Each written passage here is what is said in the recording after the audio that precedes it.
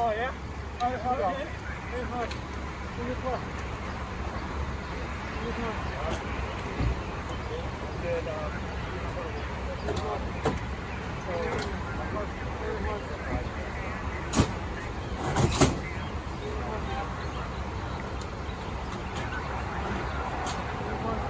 About 6:40 a.m., officers were dispatched to the area of 2876 South Elm regarding an Asian male that was threatening employees of the lumber yard at that location.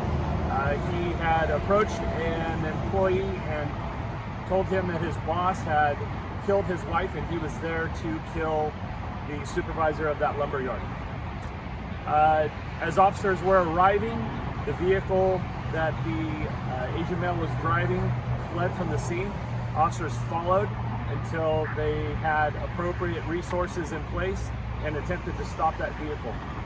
The vehicle then evaded officers. The male was reported at the original scene to be waving a machete.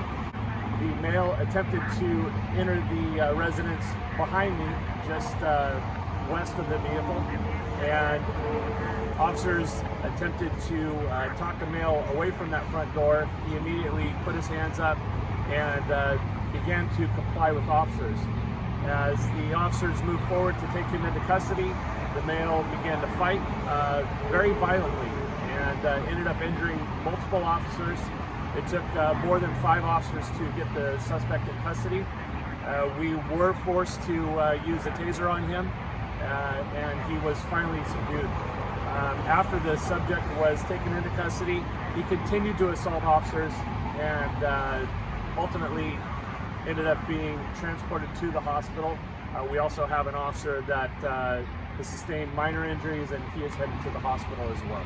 Officers thought that they were going to find some compliance with the male, and the dog was not deployed initially. The knife was recovered from the inside of the male's vehicle. He never brandished the knife at officers. That knife was described as being approximately 18 inches in length with the blade. And as soon as we attempted to take him into custody, he began to fight extremely hard against officers. So we have not gained compliance to the point where we can question him effectively at this point.